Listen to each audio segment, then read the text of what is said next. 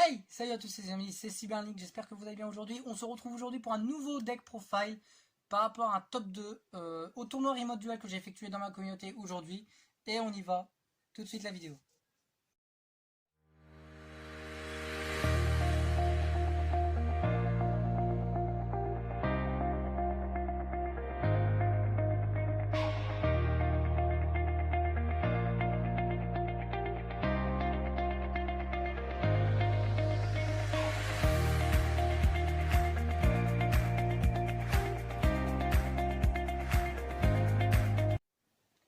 Donc, comme je vous l'ai dit dans l'introduction, on a eu un tournoi Remote Duel aujourd'hui qui a eu lieu dans ma communauté.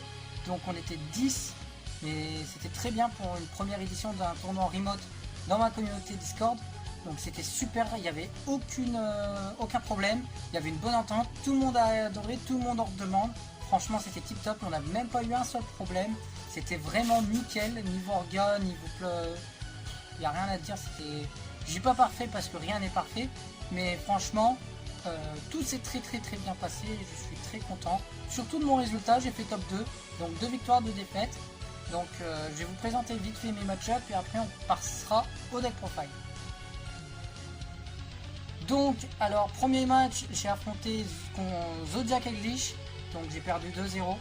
Donc forcément, c'était un peu compliqué. La première, j'ai essayé de tempo avec de détruire ses ressources Zodiac, mais même sans ça, c'était insane le truc. Il avait accès tellement facilement à Eglish, à un moment donné, j'avais plus d'entrap pour pouvoir contrer les tutos, etc. Donc il m'a roulé dessus. Et la deuxième qui était beaucoup plus rapide et qui m'a largement lavé à cause d'un double Zeus. Et puis du coup, j'ai perdu 2-0 à cause de ça. La deuxième, j'ai affronté Dark Magician, j'ai gagné 2-1 au time, c'était assez serré. La première, il me l'a laissé parce qu'il voulait essayer d'avoir le temps d'essayer de faire 2 manches gagnantes. La deuxième, je la laisse parce qu'il avait un Dragoon et j'avais pas de quoi gérer Dragoon et puis j'avais très peu d'accès à mes ressources, je pouvais plus pas anticiper la negate. Et même si j'y arrivais, il avait largement un gros létal. Et comment? La troisième, j'ai gagné au time. Franchement, j'ai réussi à infliger de gros dégâts. J'ai passé les intellects au bon moment. J'ai fait durer la fin du duel avec Rivalry. Donc franchement, c'était assez intéressant. Donc j'ai gagné 2-1 grâce au time de cette façon. Troisième match, j'ai affronté Dragon Blanc 57. Il jouait Merce Fourrure. J'ai gagné 2-0. Le premier, je connaissais pas trop, enfin, je connaissais Merce Fourrure de nom, mais je connaissais pas de base les vrais combos. Merce Fourrure, personnellement, le deck est très bien, il est très fort, je ne sais pas à sous-estimer. Bien monté, franchement, ça peut faire des dingueries. Et j'étais pas bien, franchement, dès qu'il a sorti son board. Fallait que j'essaye d'anticiper ses negates, qu'il arrivait à sortir facilement. C'était assez compliqué pour moi de remonter un petit peu au début, mais au final j'avais accès à mes ressources beaucoup plus rapidement que prévu et j'ai pu remonter. Le deuxième, il y avait 2 monstres sur le terrain, j'avais Super Poli, Unizombie en main de départ, donc je me suis dit si negate Unizombie, tant pis, parce que j'ai pas accès au terrain et ça va être compliqué. Si j'ai accès au terrain et qu'il laisse passer Unizombie, ça va être sale. Donc j'ai foolish Banshee, j'ai banni Banshee, j'ai activé le terrain. Et en conséquence j'ai activé Super Poli pour forcément utiliser ces 2 monstres. Et à la fin j'avais un Tsushinoko, un monstre à 2000 ED, j'avais Ballard Rock et j'avais Profondam. Donc j'ai tapé, ça faisait largement plus de 8000. C'était un bel OTK.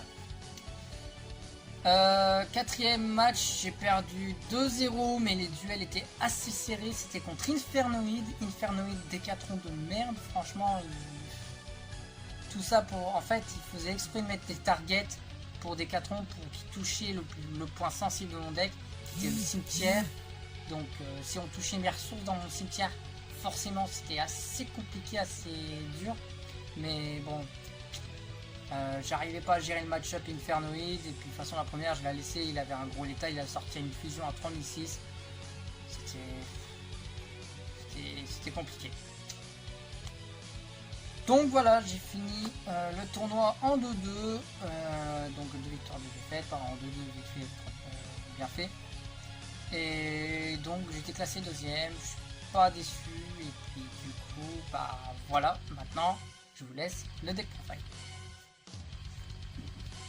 Donc pour le petit deck profile, bah déjà on va commencer avec le fameux trio token qu'on n'a pas l'habitude de changer, parce que trio token, bon, c'est pour les permutations de monstres.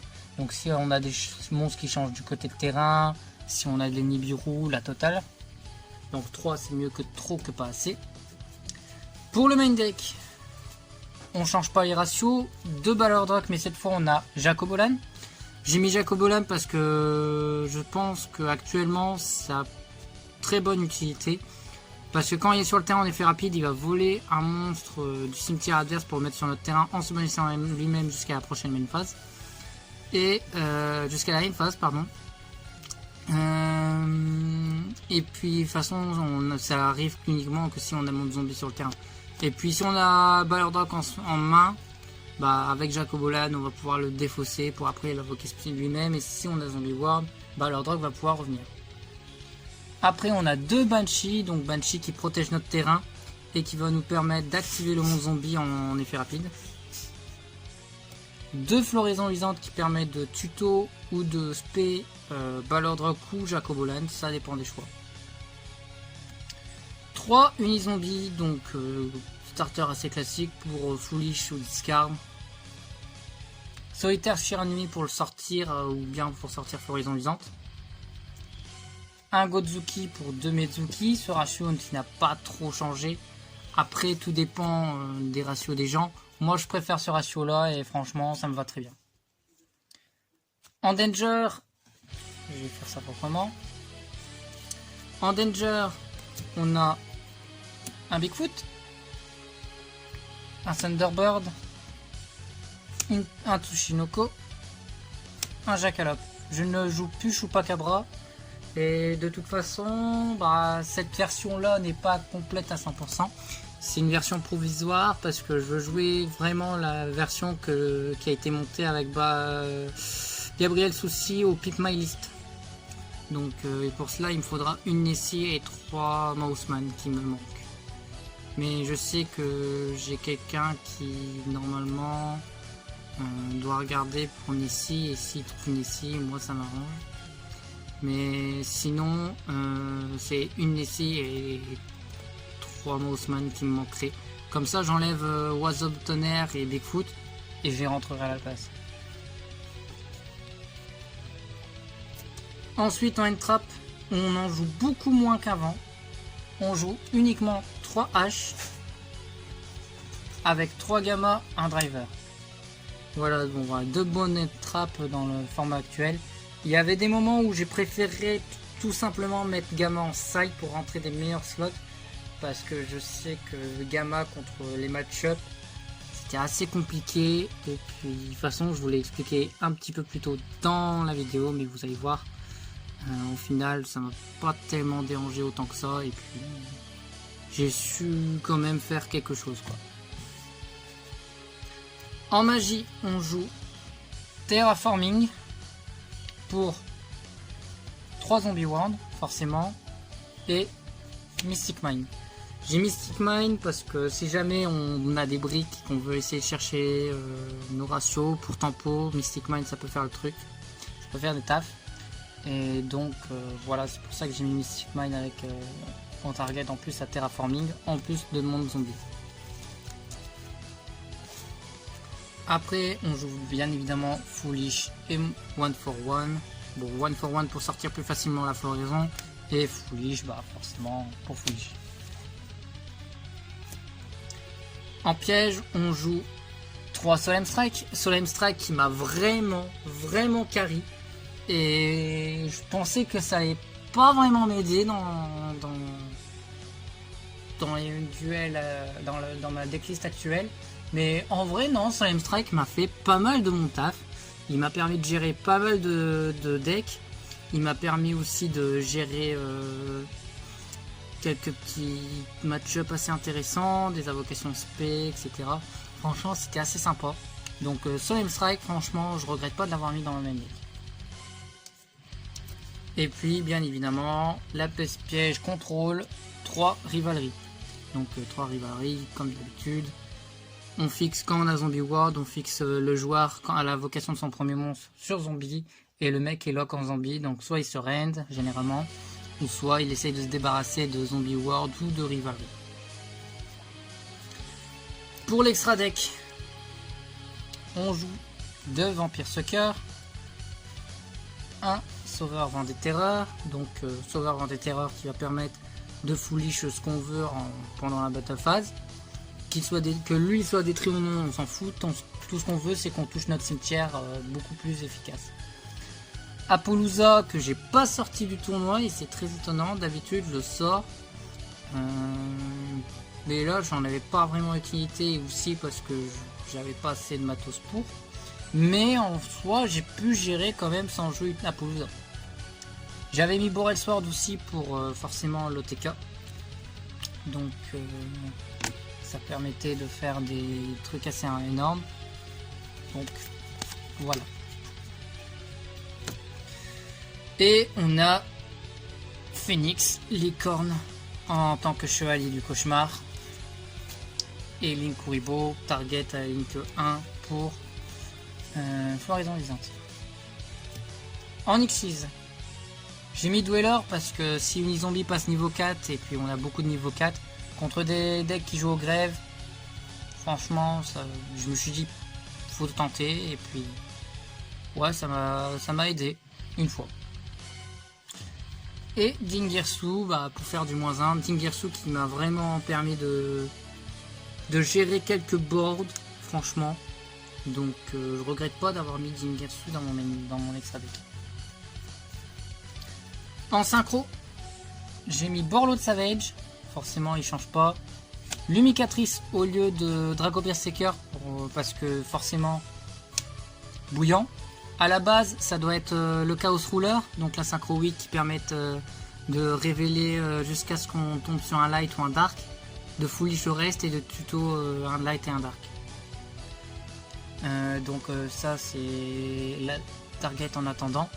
Et puis façon Lumicatrice, il permettait façon de détruire tous les monstres invoqués SP qui ont 3000 ou moins et d'infliger 500 de dégâts pour chaque monstre détruit. Donc ça faisait du burn en même temps.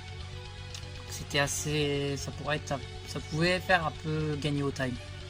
Et puis bouillant qui permettait de justement faire des negates. Donc ça pouvait être sympathique. En fusion, j'ai mis Dragon Necro et Starving Venom. Je les ai mis dans mon extra deck, même si j'ai pas Super Poly en main deck. Parce que j'ai préféré ne pas mettre Super Poly main deck. Parce que j'ai pensé qu'il y avait plus intéressant à mettre en main deck que Super Poly. Et au final, je pense que j'avais raison, que j'ai bien fait. Pour le side de Gamciel, target à Dragoon. De Nibiru pour les decks à combo. De Lancea pour les decks aux grèves, Edlich, tous ceux qui ont besoin de bannissement, ils n'en auront pas. Droll, donc tous les decks à combo, donc principalement Dragon Link. De Corbeau DD, bon ça c'est pour s'ils ont besoin de recycler leurs sources ou un truc du genre. Corbeau DD ça fait le taf. Cyclone Cosmique pour gérer les backrows, surtout Edlich. Mes 2 Super Poly. Et Even Image pour les Go Second. J'ai sidé je sais pas combien de fois pour Even Image. Combien de fois j'ai touché? 0. 0 fois. C'était insane. Bien. J'ai fini de présenter un petit peu mon deck profile. Maintenant, on repasse directement à la fin de la vidéo. Et bien cette vidéo est terminée pour aujourd'hui les amis, j'espère qu'elle vous aura plu. Comme d'habitude, si c'est le cas, n'hésitez pas à lâcher votre meilleur pouce bleu, votre abonnement à la chaîne et surtout n'oubliez pas la cloche de notification en même temps, c'est très important. Et puis on se laisse sur ça les amis, Je vous dis à très bientôt pour de prochaines vidéos. C'était Sylvain, prenez soin de vous les potes. À la prochaine. Ciao.